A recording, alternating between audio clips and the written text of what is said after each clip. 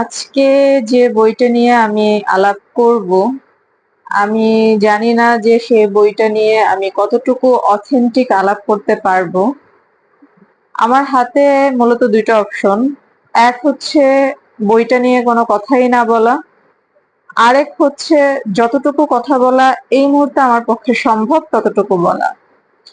তো আমার মনে হলো যে কিছু না বলার চাইতে অ্যাটলিস্ট যতটুকু বলা সম্ভব ততটুকু বলার চেষ্টা করি। তো এই কারণেই বইটা নিয়ে কথা বলবো। বইটা নিয়ে আলোচনাটা আজকে অথেন্টিক নাও হতে পারে, এবং এর একটা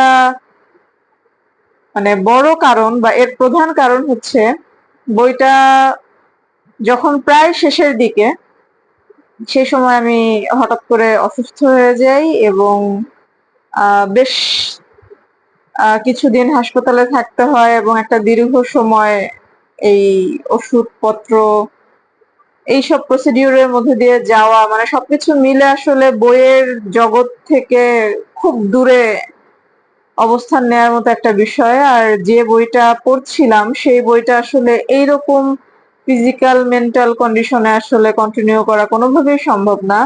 হ্যাঁ, হাসপাতালে থাকলেও বই পড়া যায় টুকটাক।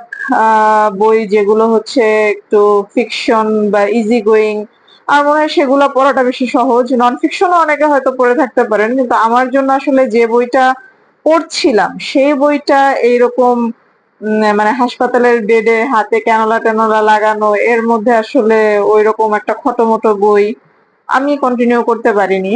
এবং ফিরে আসার পরেও আমি এখনো পর্যন্ত ফিজিক্যালি ফুললি ফিট না। তো স্বাভাবিক মানসিক দিক থেকেও একটু প্রেসার। সবকিছু মিলিয়ে আসলে আমার মনে হচ্ছিল, আমি বইটা আবার হাতে নিয়েছিলাম বাসায় ফেরার পরে, যে বাকি পৃষ্ঠাগুলো শেষ করতে পারি কিনা, কিন্তু কোনোভাবেই মন বসাতে পারছি না। আর আমার মনে হচ্ছিল যে এই বইটা পড়ার এখন আর আমার উপযুক্ত সময় না। আগের যে ধারাবাহিকতাটা ছিল সেটাও ভুলে গেছি, এবং শেষ যে করব সেই শেষ পাতাগুলোতেও মন বসছে না। তো সবকিছু মিলে আমি গিভ আপ করলাম। তো যতটুকু পড়া হয়েছিল সেই অনুভূতিটা বা সেই সময়ের কিছু ফাইন্ডিংস যতটুকু মনে আছে সেটা নিয়ে একটু আলাপ করতে চাচ্ছি। কারণ একেবারেই যদি এখন ছেড়ে দেই এই বইটা নিয়ে, হয়তো আর সাম্প্রতিক কালের মধ্যে আর কথা বলা হবে না। আদৌ আবার কবে এই বইটা শুরু থেকে পড়া হবে, কখনো পড়া হবে কিনা, এইরকম একটা অনিশ্চয়তা। এই জন্য ভাবছি যে যতটুকু কথা বলার আছে বলি। তো এই পর্যন্ত মোটামুটি বলতে পারেন ইন্ট্রো ছিল। আপনারা চাইলে আমি ইয়াতে লিখে দিব, ক্যাপশনে লিখে দিব যে আপনারা এত সেকেন্ড পর্যন্ত মানে স্কিপ করতে পারেন, এরপর থেকে আর কি আলোচনা বা গল্প যেটা বলেন সেটা শুরু করব। তো বইটা হচ্ছে ফ্রয়েডের মনোসমীক্ষণ, সিগমুন্ড ফ্রয়েডের মনোসমীক্ষা।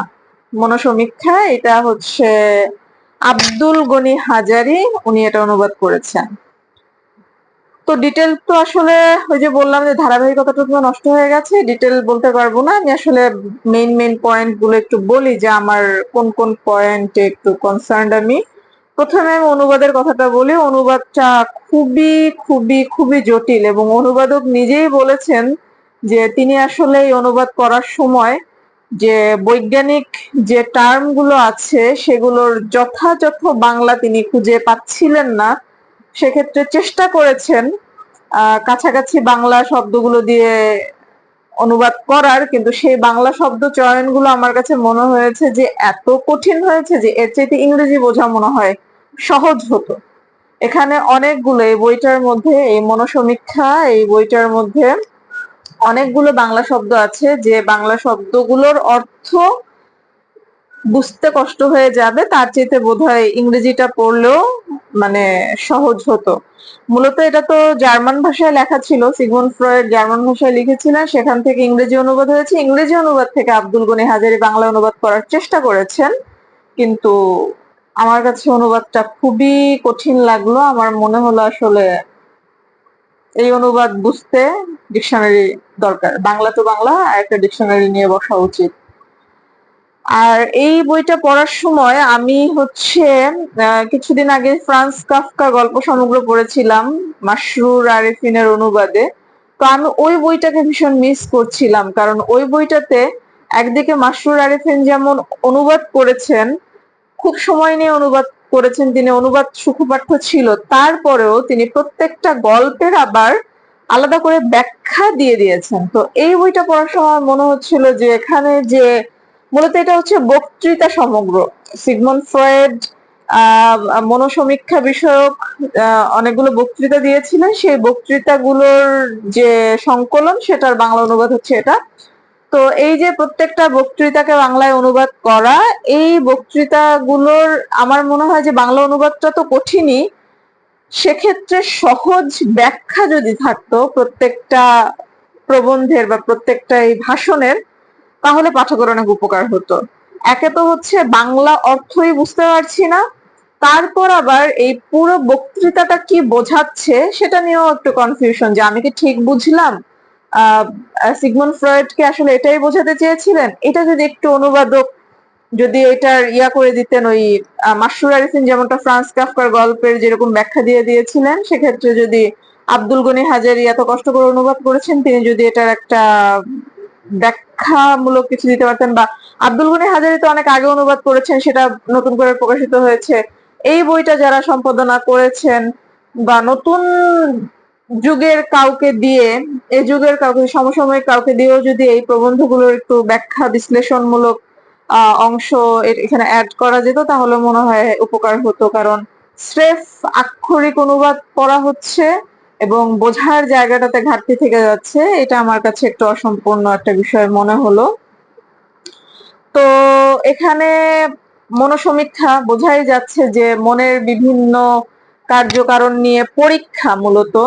তো এখানে আপনার প্রথম 3টা বা 4টা যে ভাষণ, সেগুলোতে হচ্ছে আমরা ভুল কেন করি, আমরা কি কি ধরনের ভুল করি, আমরা ভুল কেন করি, এগুলো সম্ভাব্য কারণ কি হতে পারে, বৈজ্ঞানিক ব্যাখ্যা কি হতে পারে, এরকম আলোচনা। এরপর আসে স্বপ্ন, আমরা স্বপ্ন কেন দেখি, স্বপ্ন দেখার পেছনে প্রভাবক গুলো কি কি, এবং এই তো এরকম আর কি, মানে এক একটা টপিক ধরে ভুল, সেই ভুল কেন হচ্ছে, কখন হচ্ছে, এই ভুলের সম্ভাব্য কারণ কি কি হতে পারে, প্রতিহত করার কোনো উপায় আছে কিনা, এইসব নিয়ে আলোচনা। সেম হচ্ছে স্বপ্ন, একটা স্বপ্ন আমরা কেন দেখতেছি, বিভিন্ন স্বপ্নের প্রতীকী ব্যাখ্যা কি কি হতে পারে, স্বপ্নের সাথে হচ্ছে যৌনতা সম্পর্ক কি থাকতে পারে, বা এরকম আনকনসিয়াস মাইন্ড, সাবকনসিয়াস মাইন্ড, এরকম বিভিন্ন ধরনের আলাপ আলোচনা। তো একটা বিষয় যেটা মনে হলো যে ফ্রয়েড কিন্তু আজকের যুগে নতুন কোনো নাম এখন আর না। এখন মোটামুটি যারা নন ফিকশন বই টই পড়েন, তারা টুকটাক ফ্রয়েড নিয়ে পড়াশোনা সবারই কম বিস্তর আছে। আর ফ্রয়েডের স্বপ্ন তত্ত্ব যেটা, সেগুলো নিয়ে আসলে এত বেশি আলোচনা হয় যে মোটামুটি মেইন থিমটা সবারই এখন অনেকটাই জানা। তো আমারও এই বইটা পড়তে গিয়ে মনে হচ্ছিল এখানে মানুষের ভুল কেন করে, প্রমাদ ভুল কেন করে, এইসব কারণের যেসব ব্যাখ্যা ফ্রয়েড এখানে আলোচনা করেছেন, বা স্বপ্ন কেন দেখে, এসবের যেসব ব্যাখ্যা এখানে আলোচনা হয়েছে, সেটা আমার মনে হয় এই যুগে মোটামুটি কম বেশি সবাই এখন এটা জানে। তো সেক্ষেত্রে খুব বেশি নতুন এখানে পাওয়ার মতো কিছু নাই। আমি ফ্রয়েড পড়তে আগ্রহী হয়েছি মূলত সফির জগৎ যে বইটা, সেই বইটার মধ্যে এরকম বিভিন্ন দার্শনিক তাদের তত্ত্ব এবং সেই তত্ত্বের পক্ষে বিপক্ষে অল্প বিস্তর সমালোচনাও ছিল, ফ্রয়েডকে নিয়েও সেখানে লেখা ছিল এবং ফ্রয়েডের পক্ষে বিপক্ষেও কিছু কথাবার্তা ছিল। ওইটা পড়ে মূলত আমার ফ্রয়েড পড়ার আগ্রহ জাগে, এবং সেক্ষেত্রে ফ্রয়েডের কোন বইটা পড়া যেতে পারে তখন কিছু বইয়ের সাজেশন পাই, তার মধ্যে থেকে মনে হলো যে মনোসমীক্ষা, এই বইটা হয়তো একটু ছোটখাটো আছে, এই বইটা দিয়ে শুরু করি যে কেমন হয়। তো সেক্ষেত্রে যে এক্সপেকটেশন নিয়ে শুরু করলাম, ওইটা আসলে আমার সেভাবে ফুলফিলড হলো না। কারণ ওই যে বললাম যে খুব নতুন কিছু এখানে নাই, যা আছে অলরেডি। ফ্রয়েড পড়ার আগেই ফ্রয়েড সম্পর্কে এদিক সেদিকের যেসব আলোচনা, সেখানে অনেক কিছু জানা হয়ে গেছে, যার কারণে এই বইতে নতুন খুব কিছু পেলাম না। আর ওই যে বললাম যে ব্যাখ্যাটা যদি থাকতো, যে ফ্রয়েড এই তার প্রবন্ধগুলোতে আসলেই কি বোঝাতে চেয়েছেন, এটা যদি আরেকটু সুন্দর করে প্রাঞ্জল ভাষায়, অনুবাদ ঠিক আছে বুঝলাম কঠিন, কিন্তু তার সাথে ব্যাখ্যাটা যদি প্রাঞ্জল ভাষায় থাকতো বা কিছুটা আলোচনা থাকতো, তাহলে মনে হয় আরেকটু বিস্তৃত পরিসরে চিন্তা করার সুযোগ থাকতো। তো এই সুযোগটাও এই বইতে নেই। এই তো এই দুইটাই মূলত বড় ধরনের ফাইন্ডিং। আর শেষ যেহেতু করতে পারলাম না, সেহেতু শেষ কথা বলার কোনো সুযোগ নাই। আমার মনে হলো আসলে ফ্রয়েড কেউ শুরু করতে চাইলে শুরুর জন্য বোধহয় এই বইটা খুব একটা মানে কার্যকরী হবে না। অনুবাদের দিক থেকেও কঠিন, আর নতুনত্বের জায়গা বলেন বা এরকম সবকিছু মিলে আর কি আমার মনে হচ্ছে যে আমি বরং সাজেশন চাইবো যে আপনারা আমাকে সাজেস্ট করেন যে ফ্রয়েড পড়তে বা বুঝতে চাইলে ব্যাখ্যা আছে, ভালো অনুবাদ, এরকম কোনো বই সাজেস্ট করেন।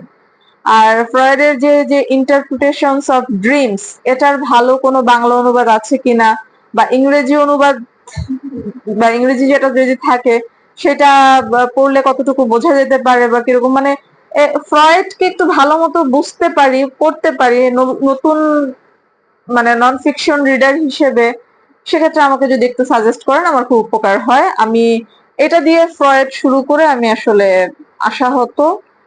আমি এটাকে যে পুরোপুরি ডিসকারেজ করব, পড়তে নিষেধ করব ঠিক তা না। এটা প্রকাশিত হয়েছে অবসর প্রকাশনা সংস্থা থেকে। তারা এত বছর পরেও আব্দুল গনি হাজেরি, ফ্রয়েডকে বাংলায় কতজন অনুবাদ করেছে আমি আসলে জানি না। আব্দুল গনি হাজেরি মনে হয় শুরুর দিককার একজন সাহসী অনুবাদক। তার এই অনুবাদটাকে এত বছর পরে অবসর প্রকাশনা সংস্থা তারা আবার পাবলিশ করেছে, এই জন্য আমি তাদের কাছে গ্রেটফুল।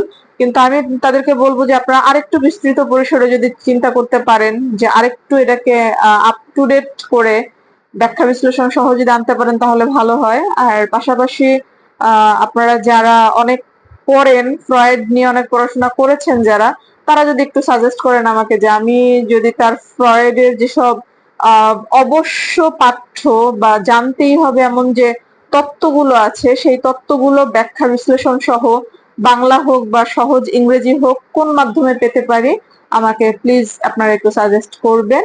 আর এই বইটা আমি আসলে স্ট্রংলি সাজেস্ট করার আমার কোনো সুযোগ নেই। যদি আপনাদের কারো অবসর বা আগ্রহ থাকে আপনারা পড়তে পারেন। আর যদি বিগিনার হিসেবে পড়েন তাহলে আমার মনে হয় একটু খোঁজ খবর নিয়ে আরো বেটার কোনো যদি বই থাকে ফ্রয়েডকে জানার, সেটা দিয়ে শুরু করাই বোধহয় ভালো হবে। আমি নিজেও সাজেশন চাইলাম আপনাদের কাছে, যারা আপনারা ফ্রয়েড পড়েছেন জানেন, প্লিজ আমাকে ভালো কিছু বই সাজেস্ট করবেন যেগুলো পড়লে আমি ফ্রয়েডকে ভালো মতো জানতে পারবো, তার জরুরি তত্ত্বগুলো সম্পর্কে জানতে পারবো। আমার পাশাপাশি আরো যারা ফ্রয়েড পড়তে চান, যারা বিগিনার আছেন, তারাও যেন উপকৃত হয়। আপনারা প্লিজ আমাদেরকে একটু গাইড করবেন, এই আর কি। আর আমার জন্য দোয়া করবেন যেন পুরোপুরি সুস্থ হয়ে আবার রেগুলার বই পড়তে পারি এবং বই নিয়ে আবার আপনাদের সাথে একটু গল্প আলাপ করতে পারি। ভালো থাকবেন সবাই, দোয়া রাখবেন আমার জন্য। ধন্যবাদ।